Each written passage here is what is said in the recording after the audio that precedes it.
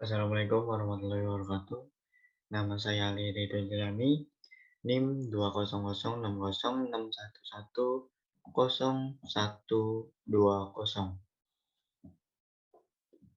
Di sini saya akan mempresentasikan atau membawa materi minggu keempat yang berjudul Konsep Aplikasi dan Implikasi Ajaran Berbuat Baik atau Al-Ihsan dan hak memanfaatkan benda secara bersama. Hakku al-irtifaq bagi sebuah bangunan dalam fikih arsitektur. Saya dari kelas fikih, studi fikih D. Dalam materi ini, saya akan membahas pembahasan yang pertama, pembahasan konsep kebaikan dan keburukan dalam Al-Quran. Yang kedua, pengertian hak. Yang ketiga, teori kepemilikan. Yang keempat, tentang teori kepemilikan, yakni kepemilikan individu atau private property, kepemilikan umum atau collective property, dan kepemilikan negara atau state property. Dan juga akan membahas pembahasan tentang al-milik dan macam-macam hak, yaitu hak akul milkiyah, hakul irtifaq, hakul irtifa, hakul irtihan, hakul irtibas, hakul ihtibas, hakul qarar alal auqaf, serta membahas macam-macam hakul irtifaq, macam-macam hak al-milik, dan sebagainya. Simak materi yang saya sampaikan berikut ini.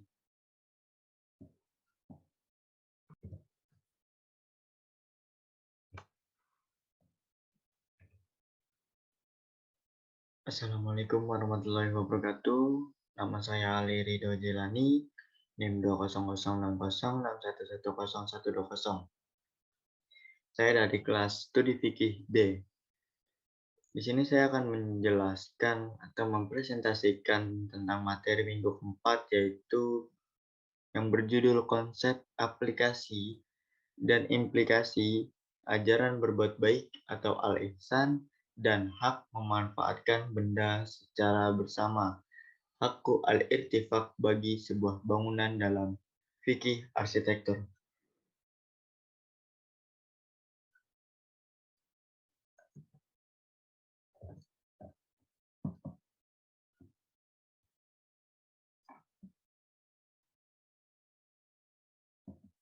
Pembahasan konsep kebaikan dan keburukan dalam Al-Quran.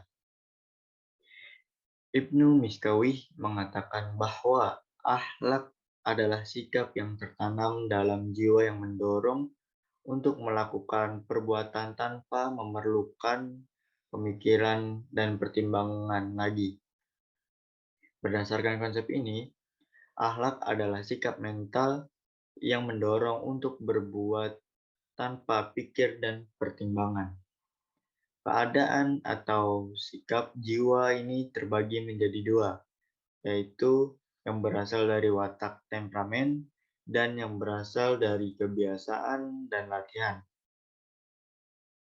Berdasarkan pengertian-pengertian tersebut, maka dapat diartikan bahwa akhlak adalah sifat dan sikap yang tertanam dalam jiwa yang diaktualisasikan dalam perbuatan lahiriah yang dilakukan secara mudah tanpa memerlukan pemikiran dan pertimbangan lagi dan menjadi kebiasaan berdasarkan baik dan buruk. Ibnu Miskawih menyatakan bahwa kebaikan manusia terletak pada berpikir. Menurut beliau, kebahagiaan hanya akan terjadi jika terlahir tingkah laku yang sempurna, yang khas bagi alamnya sendiri. dan bahwa manusia akan bahagia jika timbul dari dirinya seluruh tingkah laku yang tepat berdasarkan pemikiran. Oleh karena itu, kebahagiaan manusia bertingkat-tingkat dengan jenis pemikiran dan apa yang dipikirkannya. Selanjutnya kita akan membahas tentang pengertian hak. Hak berasal dari bahasa Arab al-haq yang memiliki etimologi, memiliki pengertian yang berbeda, seperti milik, ketetapan, dan kepastian, menetapkan dan menjelaskan, kewajiban dan kebenaran, sedangkan secara terminologi terdapat beberapa pengertian mengenai al-haq yang ditemui oleh banyak ulama fikih, di antaranya menurut Wahbah al-Zuhaili yang mengartikan hak adalah sesuatu kewenangan yang telah ditetapkan secara syara yang baik berupa kekuasaan ataupun keharusan.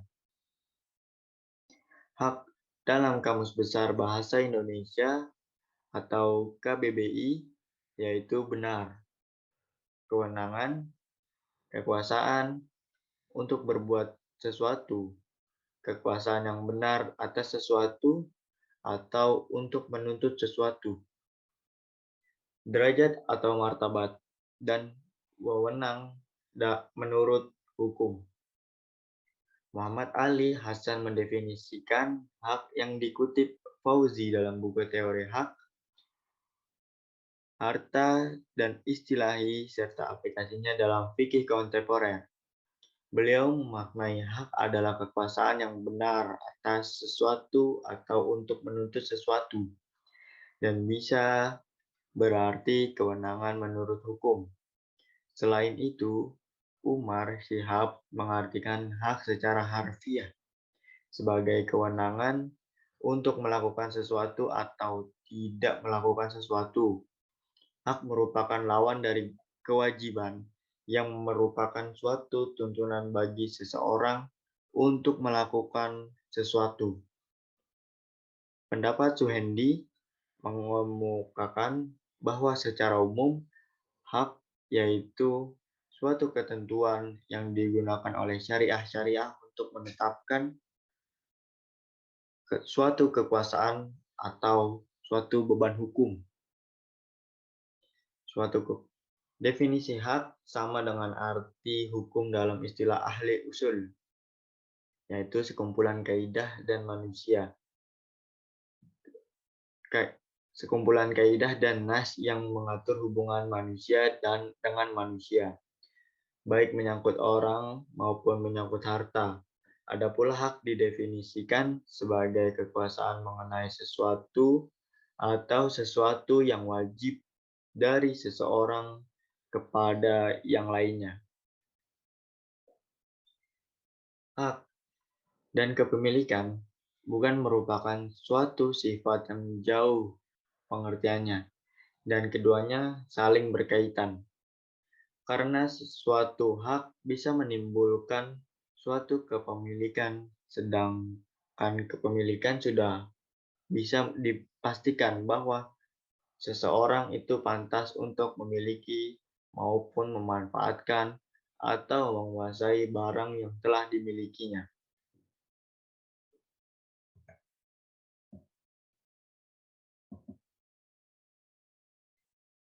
Teori kepemilikan.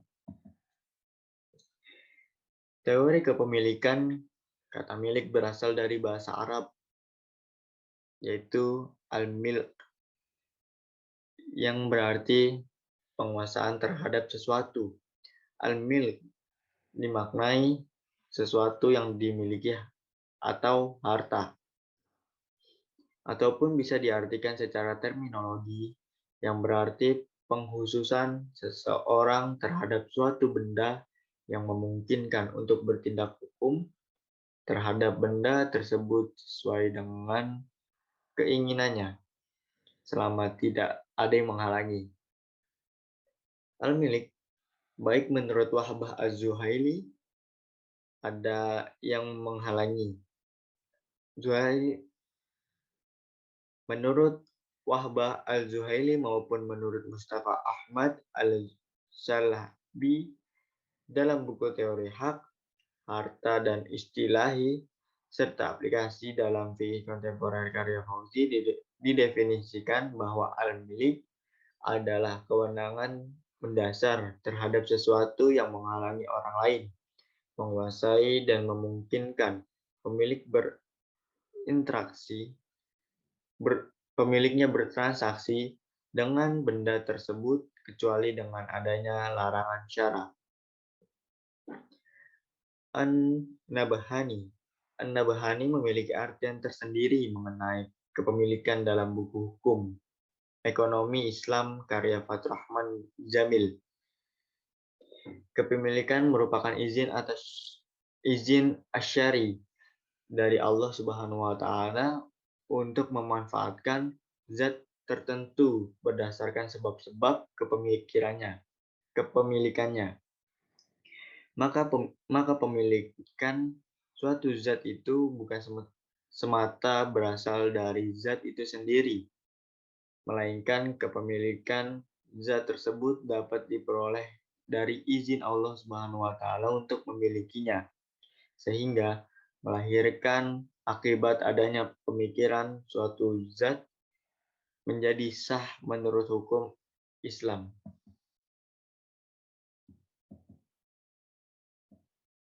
Kategori kepemilikan dalam Islam dapat dibedakan menjadi 3 kelompok, yaitu kepemilikan individu atau private property, kepemilikan umum atau collective property, dan kepemilikan negara atau state property.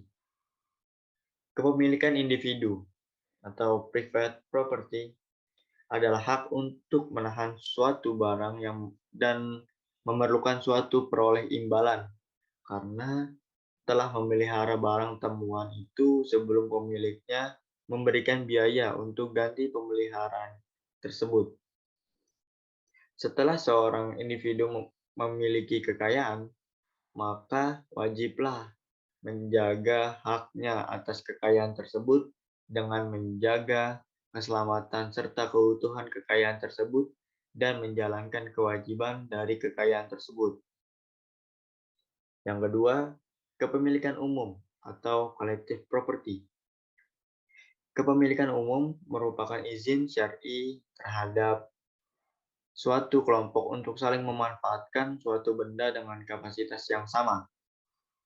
Adapun benda-benda yang termasuk dalam kepemilikan umum, yaitu benda yang merupakan fasilitas umum, yang mana jika tidak ada di dalam suatu negeri atau suatu komunitas, maka akan menyebabkan kesungkaran dan menimbulkan kekacauan untuk mencarinya. Bahan tambang yang jumlahnya sangat besar dan benda-benda yang bersifat pembentukannya menghalangi untuk dimiliki hanya oleh individu secara perorangan.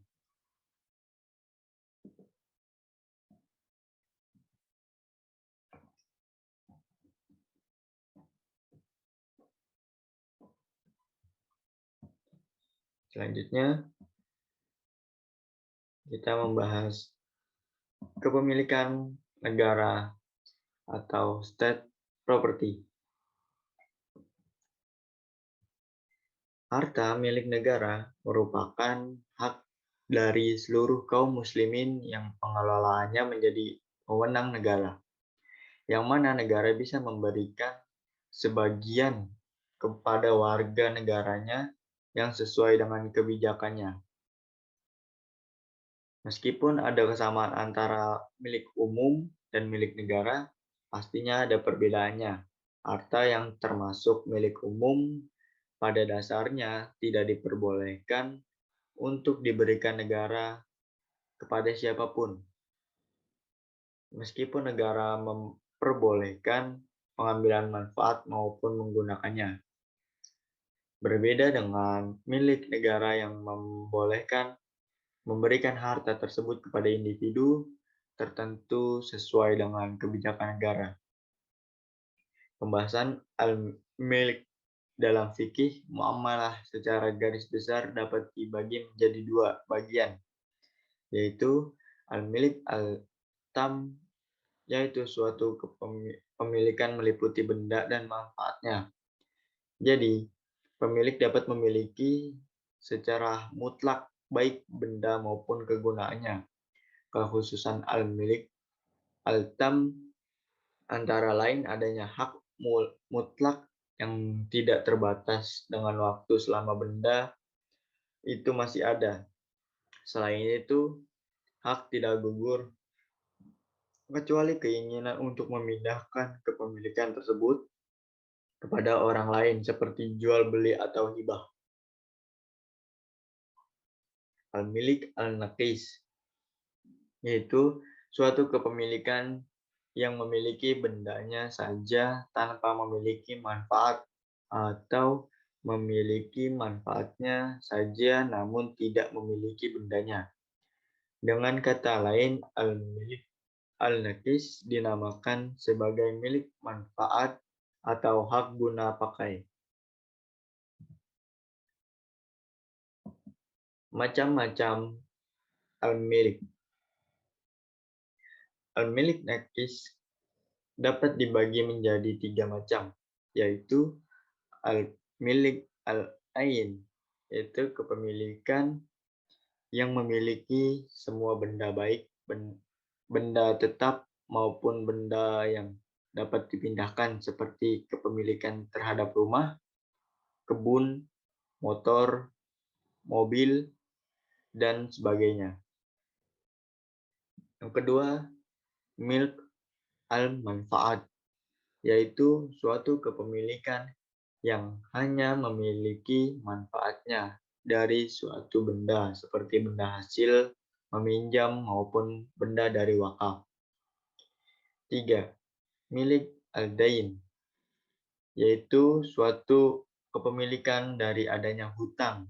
Misalnya seseorang memanfaatkan uang dari hasil utang dari orang lain. Ciri khusus al-milk al-tam dan al-milk al-nakis yang menjadi ciri khusus al-milk al-tam antara lain, yang pertama, sejak awal kepemikiran ini berupa materi yang manfaat, harta bersifat sempurna. Yang kedua, kepemilikan tidak didahului oleh sesuatu yang dimiliki sebelumnya. Yang ketiga, kepemilikan tidak dibatasi waktu. Yang keempat, kepemilikan tidak boleh digugurkan. Yang kelima, jika kepemilikan itu milik bersama, maka masing-masing pemilik dianggap bebas untuk memilikinya.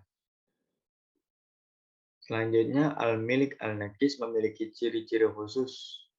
Yang pertama, boleh dibatasi waktu, tempat, dan sifatnya.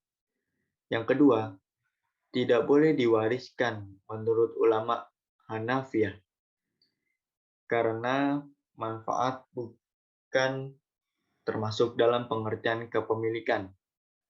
Namun, menurut jumhur, ulama memperbolehkannya seperti pewarisan pemanfaatan rumah kepada seseorang. Yang ketiga, orang yang memanfaatkan harta itu dapat menuntut harta itu dari pemiliknya, dan apabila harta itu sudah diserahkan oleh pemiliknya, maka harta itu menjadi harta amanah di tangannya dan akan dikenai ganti rugi apabila bertindak sesukanya terhadap harta itu. Yang keempat, orang akan dikenai ganti rugi. Yang keempat, orang yang memanfaatkan harta itu berkewajiban mengeluarkan biaya pemeliharanya. Yang kelima, orang memanfaatkan barang itu berkewajiban untuk mengembalikan harta itu apabila diminta kembali oleh pemiliknya. Kecuali apabila orang yang memanfaatkan harta itu mendapatkan mudarat dengan pengembalian harta itu setelah pemanfaatannya berakhir.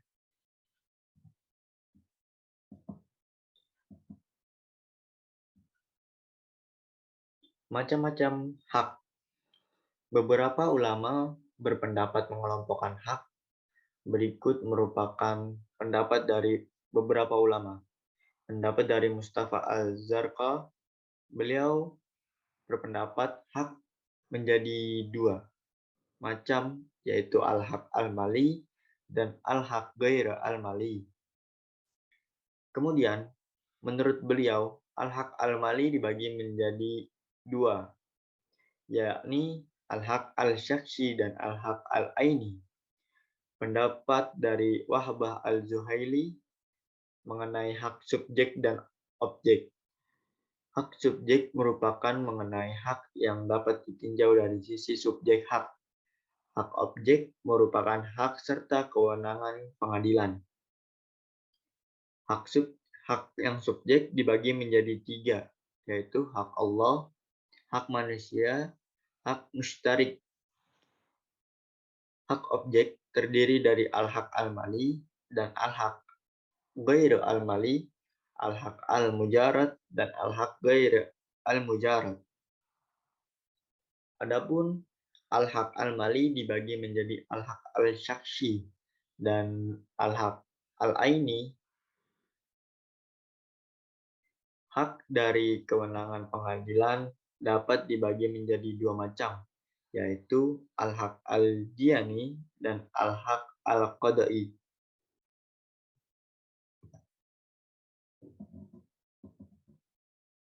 Macam-macam hak. Hak dibagi menjadi dua, yaitu hak mal dan hak ghairil mal. Hak ghairil mal terbagi menjadi dua, yaitu hak syaksi dan hak aini.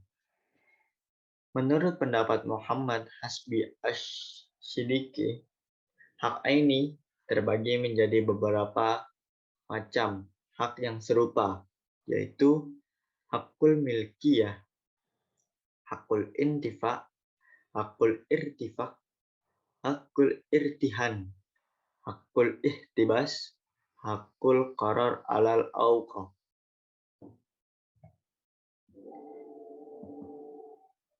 Berikut merupakan penjelasan dari hakul milkiyah.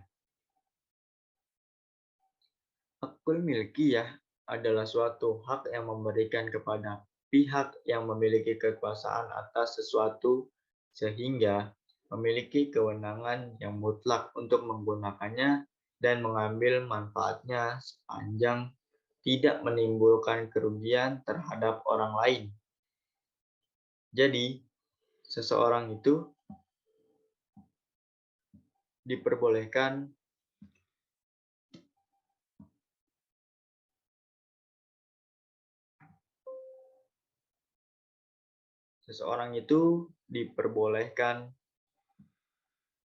untuk memiliki, memakai, mengambil manfaat, menghabiskan, merusak, membinasakannya, asalkan tidak menimbulkan kemudaratan bagi orang lain. Hakul intifa. Pengertian dari hakul intifa adalah hak untuk mengambil manfaat benda milik orang lain, baik dengan cara penggantian seperti akad sewa-menyewa, atau tanpa penggantian seperti pinjam-meminjam, atau wakaf. Seperti orang yang sedang berkongsi, boleh bertasyaruf dalam batas-batas yang tidak merugikan. Selain itu, tidak diperbolehkan barang perkongsiannya dirusak. Apabila telah dirusak, maka hal itu dianggap sebagai penganiayaan dan harus mengganti kerugian tersebut. Penjelasan dari hakul irtifak. Hakul irtifak adalah hak yang berlaku atas suatu benda tidak bergerak untuk kepentingan benda tidak bergerak memiliki pemilik lainnya. Maksudnya, yaitu suatu hak yang melekat pada benda-benda tidak bergerak yang saling berdampingan dan sama sekali tidak bergantung dengan kepemilikan yang sebelumnya.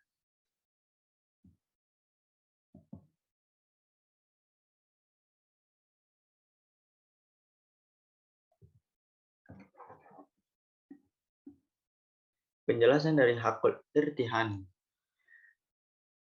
Hakul irtihan adalah hak yang diperoleh dari harta yang digadai. Barang gadai merupakan barang jaminan hutang. Maka dari itu, barang gadai tidak boleh dimanfaatkan terkecuali bagi barang-barang yang tidak memerlukan perawatan lebih khusus.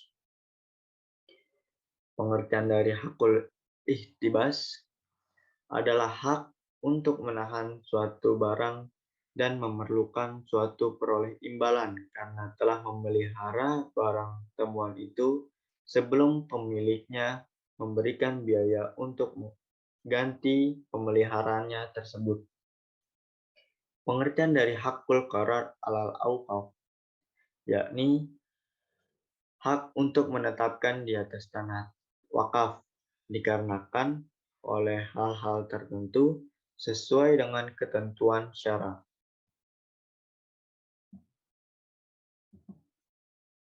Di sini saya akan menjelaskan pengertian dan macam-macam dari hakul irtifak yang menjadi tema dalam presentasi ini. Hakul irtifak. Hakul irtifak merupakan suatu hak yang diberlakukan atas suatu harta benda yang tidak bergerak dengan kepentingan harta benda tidak bergerak milik pemilik lainnya.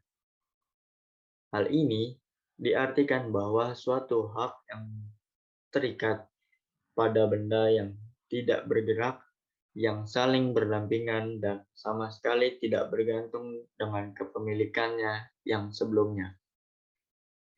Macam-macam dari hakul irtifak yaitu hakul irtifak ini dibagi menjadi beberapa jenis, yakni hak al-syirb, hak al-majra, hak al-masil, hak al-murur, hak al-jiwar, hak al-ta'ali. Penjelasannya sebagai berikut. Hak al-syurub yaitu hak memanfaatkan air irigasi untuk kepentingan pengairan tanaman, hewan, serta untuk kebutuhan minum. Hak al-majra yaitu hak pemilik tanah yang jauh dari sumber saluran air irigasi dapat menggunakan ladang orang lain yang lebih dekat atau bersebelahan dengan sumber air. Hak al-masil yaitu hak memanfaatkan sebagian tanah milik orang lain untuk menyalurkan limbah air pembuangan rumah tangga atau selokan ke tempat saluran pembuangan. Hak al-murur. Pengertian dari hak al-murur yaitu hak seseorang untuk melewati lahan milik orang lain ataupun lahan umum untuk sampai ke rumah. Pengertian tentang hak al-jiwar yaitu hak dinding bersebelahan atau menyatu dengan dinding tetangga karena batas lahan mereka saling bertemu. Hak al-ta'ali yaitu hak untuk memanfaatkan bangunan satu atap dan satu lantai dengan orang lain, seperti contohnya rumah susun.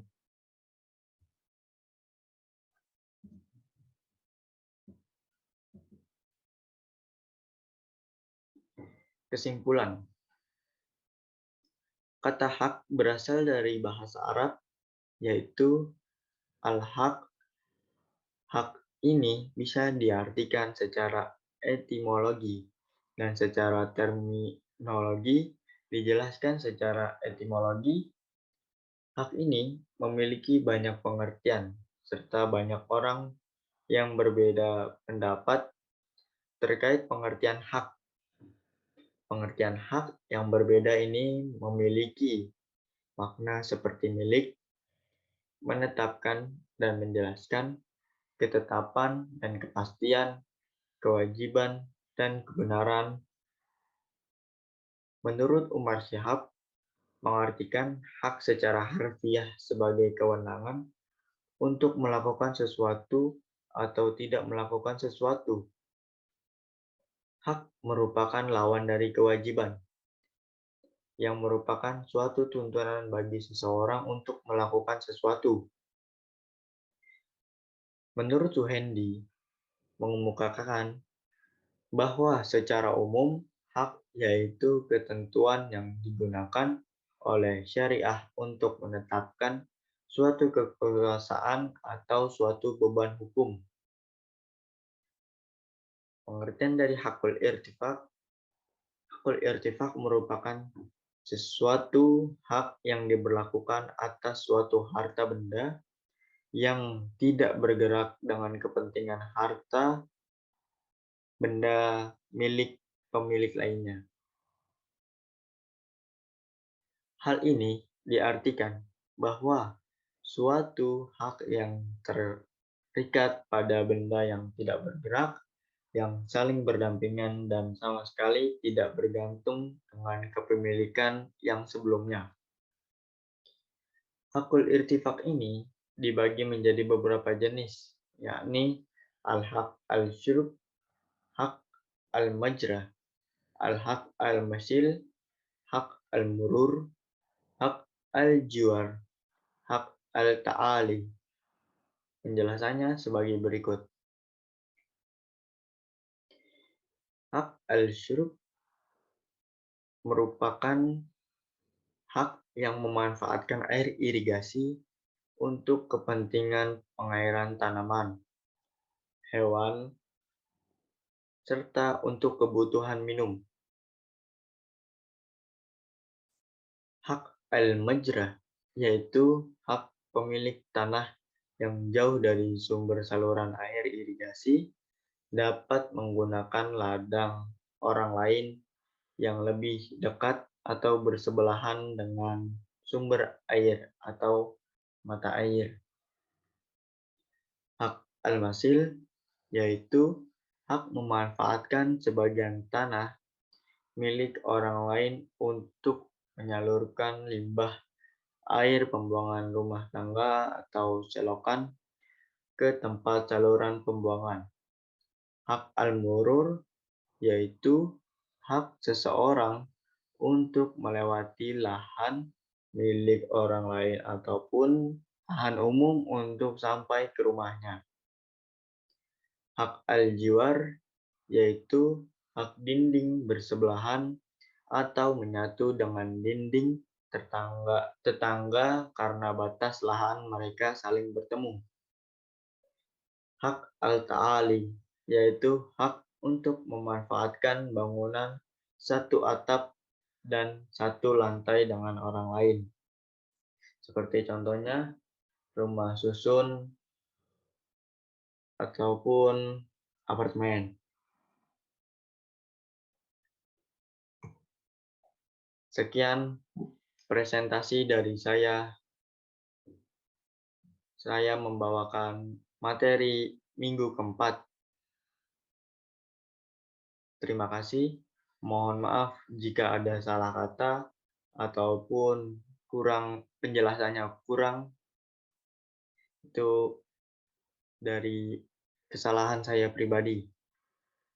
Terima kasih. Wassalamualaikum warahmatullahi wabarakatuh.